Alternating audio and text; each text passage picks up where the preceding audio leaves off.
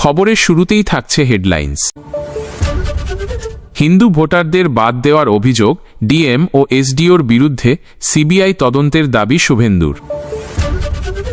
ফের ভয় ধরাচ্ছে করোনা, বাংলায় আক্রান্ত 11 জন। বিকাশ ভবনের সামনে উঠল ব্যারিকেড, বাড়ির পথে চাকরিহারারা। দৌলতাবাদের সমবায়ে জয়ী বাম কংগ্রেস প্রার্থীরা, তৃণমূল কংগ্রেসকে হারিয়ে জয় এল। বিজ্ঞপ্তি জারি হতেই মমতার ভাতা দেওয়ার ঘোষণাকে চ্যালেঞ্জ করে মামলা হাইকোর্টে। চিপসকাণ্ডে সিভিকের বিরুদ্ধে এফআইআর কৃষ্ণেন্দুর মায়ের। কেন আলোচনা চাইছেন সেটারই উল্লেখ নেই চাকরিহারাদের চিঠি প্রসঙ্গে শিক্ষামন্ত্রী। আসছি বিস্তারিত খবরে। বিরোধী দলনেতা শুভেন্দু অধিকারী রাজ্য সরকারের বিরুদ্ধে গুরুতর অভিযোগ তুলে ভোটার তালিকা নিয়ে তীব্র বিতর্ক উস্কে দিয়েছেন। তিনি দাবি করেছেন, তৃণমূল প্রশাসন উদ্দেশ্য প্রণোদিতভাবে হিন্দু নাম মুছে ফেলছে এবং বাংলাদেশি ও রোহিঙ্গাদের নাম রাখছে। প্রধানমন্ত্রীর মন কি বাত সম্প্রচার অনুষ্ঠান শোনার পর মেদিনীপুরে বসেই শুভেন্দু অধিকারী এই ভয়ঙ্কর অসঙ্গতির কথা বিশেষভাবে তুলে ধরেন। শুভেন্দু এখানেই থামেননি। তিনি জোর দিয়ে বলেন, এখানে দুর্নীতির খেলা চলছে, টাকার বিনিময়ে ভোটার তালিকা থেকে নাম বাদ দেওয়া হচ্ছে।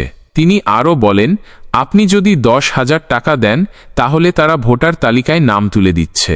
তার মতে এই পরিকল্পনাটি বিশেষভাবে বাংলাদেশ থেকে আসা একটি নির্দিষ্ট সম্প্রদায়ের সুবিধার্থে হিন্দু ভোটারদের লক্ষ্য করে তৈরি করা হয়েছে। শুভেন্দু অধিকারী এই অভিযোগগুলির একটি বিস্তৃত তদন্তের আহ্বান জানিয়েছেন।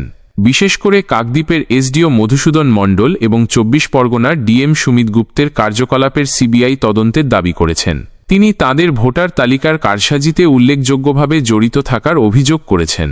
বিরোধী দলনেতার অভিযোগ, পরিচয়পত্রের অপব্যবহার করা হচ্ছে।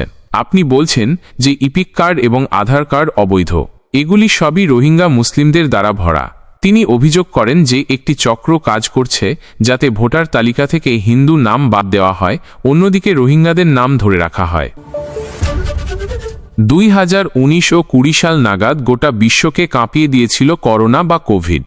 এরপর সামাজিক বিধিনিষেধ, ভ্যাকসিনের পরে বেশ কয়েকটা বছর মানুষ স্বস্তির নিঃশ্বাস ফেলেছিল। কিন্তু সেই আতঙ্ক ফের ফিরে এলো নতুন সাজে, অর্থাৎ নয়া ভ্যারিয়েন্টের রূপ নিয়ে ফিরে এসেছে করোনা আতঙ্ক। এখনও পর্যন্ত পাওয়া খবর অনুযায়ী কেরলে আক্রান্তের সংখ্যা সবচেয়ে বেশি। কেরলে 273 জন আক্রান্ত, তামিলনাড়ুতে 66, মহারাষ্ট্রে 56, যার মধ্যে মুম্বাইয়ে আক্রান্তের সংখ্যা বেশি। দিল্লিতে 23, অন্ধ্রপ্রদেশে 4, উত্তরপ্রদেশে 4, পুদুচেরিতে 12, গুজরাটে 7, উত্তরাখণ্ডে 3, রাজস্থানে 2, হরিয়ানায় 4। তবে পিছিয়ে থাকল না বাংলা। 11 জন করোনা আক্রান্তের সন্ধান মিলেছে। এর মধ্যে বাইপাসের অ্যাপোলোতে চিকিৎসাধীন রয়েছেন 6 জন, বেলভিউ হাসপাতালে চিকিৎসাধীন 1 জন, পিয়ারলেস হাসপাতালে চিকিৎসাধীন 1 শিশু, 1 জন প্রসূতিও আক্রান্ত। দক্ষিণ 24 পরগনার মগরাহাটে 2 জন আক্রান্তের হদিশ মিলেছে। আক্রান্তরা অধিকাংশই সর্দি, জ্বর ও শ্বাসকষ্টের সমস্যা নিয়ে ভর্তি। সবাইকে আইসোলেশন ওয়ার্ডে রাখা হয়েছে। শ্বাসকষ্টের সমস্যা থাকলে দেওয়া হচ্ছে অক্সিজেন। তবে হাসপাতাল সূত্রে খবর, আক্রান্তরা কেউ গুরুতর অসুস্থ নন। সল্টলেকে বিকাশ ভবনের গেটের সামনের রাস্তা থেকে উঠে গেল পুলিশের ব্যারিকেড। রবিবার স্বাভাবিক হল যান চলাচল। কলকাতা হাইকোর্টের নির্দেশ অনুযায়ী আন্দোলনরত চাকরিহারা শিক্ষক শিক্ষিকাদের অস্থায়ী ছাউনির ব্যবস্থা করেছে প্রশাসন। রোদ, ঝড়, বৃষ্টি থেকে সুরক্ষিত রাখার জন্য এই পদক্ষেপ। ব্যবস্থা করা হয়েছে বায়ো টয়লেটের। পুরুষ ও মহিলাদের জন্য মোট 4টি বায়ো টয়লেটের ব্যবস্থা করেছে প্রশাসন। তবে আন্দোলনরত চাকরিহারা শিক্ষক শিক্ষিকাদের গলায় শোনা গেল এদিন বাড়ি ফেরার সুর।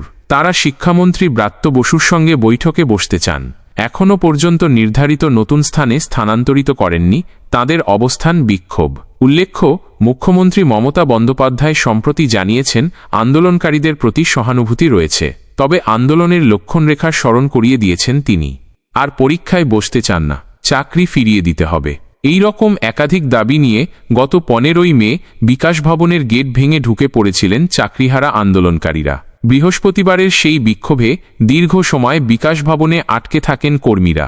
বেরোতে না পেরে কার্নিশ থেকে ঝাঁপ দেন এক মহিলা কর্মী। পুলিশের সঙ্গে ধস্তাধস্তি হয় আন্দোলনকারীদের। পরে বিক্ষোভ সরাতে পুলিশ লাঠিচার্জ করে। সেই ঘটনা গড়ায় হাইকোর্ট পর্যন্ত। হাইকোর্ট সেন্ট্রাল পার্কে নির্দিষ্ট স্থানে একত্রে 200 জনের অবস্থান বিক্ষোভের অনুমতি দেয়। রাজ্য সরকারকে তার জন্য ব্যবস্থা করে দিতেও বলা হয়। উল্লেখ্য, গত 3রা এপ্রিল সুপ্রিম কোর্টের রায়ে প্রায় 26,000 শিক্ষক, শিক্ষিকা, শিক্ষাকর্মী চাকরি বাতিল হয়। তার মধ্যে দাগি বা টেইন্টেড শিক্ষকদের আর পরীক্ষায় বসার সুযোগ নেই। তাদের বেতনও ফেরত দিতে হবে। মূলত যারা প্যানেল বহির্ভূত বা সাদা খাতা জমা দিয়ে চাকরি পেয়েছেন, বাকিরা পরবর্তী নিয়োগ প্রক্রিয়ায় আবেদন করতে পারবেন। রাজ্য সরকারের আবেদনে সাড়া দিয়ে যারা টেইন্টেড নন, তাদের 31শে ডিসেম্বর পর্যন্ত চাকরিতে বহাল রাখার অনুমতি দিয়েছে সর্বোচ্চ আদালত। এবার জয় এলো মুর্শিদাবাদে সমবায় নির্বাচনে। মুর্শিদাবাদ জেলার দৌলতাবাদে মহারাজপুর কৃষি উন্নয়ন সমবায় সমিতির নির্বাচনে 43টি আসনের মধ্যে 39টি আসনে জয়ী হয়েছেন সিপিএম এবং কংগ্রেসের প্রার্থীরা। রাস্তা অবরোধ, লাঠিসোঁটা নিয়ে ভয় দেখানো হয়েছিল বলে অভিযোগ করে সিপিএম কংগ্রেস প্রার্থীরা। দৌলতাবাদের মহারাজপুর কৃষি উন্নয়ন সমবায় সমিতির নির্বাচনে জয়ী হয়েছে বাম কংগ্রেস জোট। বড় ধাক্কা খেল তৃণমূল কংগ্রেস। কলকাতা হাইকোর্টের নির্দেশে সমবায় নির্বাচন হওয়ার কথা ছিল এখানে, কিন্তু বাম কংগ্রেসের সঙ্গে তৃণমূলের দফায় দফায় সংঘর্ষ ধুন্ধুমার পরিস্থিতির সৃষ্টি করে বলে অভিযোগ। এদিকে দৌলতাবাদে মহারাজপুর কৃষি উন্নয়ন সমবায় সমিতির নির্বাচনকে কেন্দ্র করে রাজনৈতিক দলের সদস্যরা সংঘর্ষে জড়িয়ে পড়েন বলে উঠেছে অভিযোগ। এমন পরিস্থিতি সামলাতে পুলিশকে লাঠিচার্জ পর্যন্ত করতে হয়। আজ রবিবার সকাল থেকেই এই সমবায় সমিতিতে ভোট লুট করতে রাস্তায় নেমেছিল তৃণমূল বলে অভিযোগ সিপিএমের। বহরমপুর পঞ্চায়েত সমিতির সভাপতি আইজুদ্দিন মণ্ডলের নেতৃত্বেই চলে সন্ত্রাস বলে অভিযোগ। গ্রাম থেকে ভোটারদের ভোট দিতে আসতে বাধা দেওয়া হয় বলে সিপিএম এবং কংগ্রেসের অভিযোগ। পুলিশের সামনেই চলে হামলা বলে অভিযোগ করেন সিপিএম কংগ্রেস সদস্যরা। অন্যদিকে এখানে 1056 জন ভোটারের এই নির্বাচনে 43টি আসনের মধ্যে সিপিএম কংগ্রেস জোট জয়ী হয়েছে 39টি আসনে, আর মাত্র 4টি আসন পেয়েছে তৃণমূল কংগ্রেস। এই নির্বাচনকে কেন্দ্র করে এমন অশান্তির বাতাবরণ তৈরি হয় যে এলাকায় র্যাফ নেমে যায়, আর এই পরিস্থিতি নিয়ন্ত্রণে আনতে লাঠিচার্জ করা হয়। 5 বছর পর এই ভোটকে ঘিরে তুলকালাম কাণ্ড ঘটে যায়। এই সমবায় এতদিন সিপিএম কংগ্রেস জোটের দখলে ছিল, আবার তা তাদের দখলেই এলো। এই বছর ওই 43টি আসনের মধ্যে সিপিএম 21টি আসনে এবং কংগ্রেস 22টি আসনে প্রার্থী দেয়।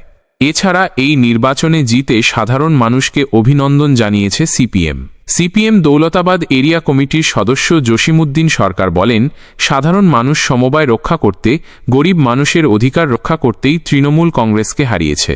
মানুষ নিজেদের অধিকার রক্ষা করতে ঐক্যবদ্ধ হয়েছেন। মানুষ আজ সম্মিলিতভাবেই ভোট লুট রুখে দিয়েছে। জয়ী হয়েছে সিপিএম ও কংগ্রেস। এই নির্বাচনে অশান্তি করার অভিযোগে আটক করা হয়েছে 10 জনকে। ফলপ্রকাশ হতেই উচ্ছ্বাসে ফেটে পড়ল সিপিএম কংগ্রেস সদস্যরা। চিপসকাণ্ডে এবার সিভিক ভলান্টিয়ারের বিরুদ্ধে থানায় অভিযোগ দায়ের হল।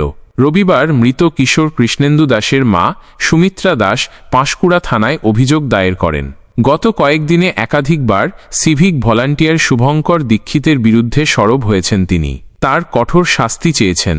এবার থানায় ওই সিভিক ভলান্টিয়ারের বিরুদ্ধে অভিযোগ জানালেন।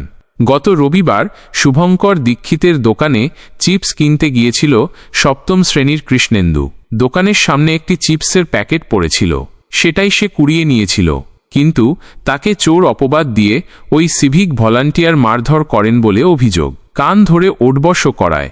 অভিযোগ, বাবা মাকেও দোকানে ডেকে আনতে বলেছিলেন অভিযুক্ত সিভিক ভলান্টিয়ার।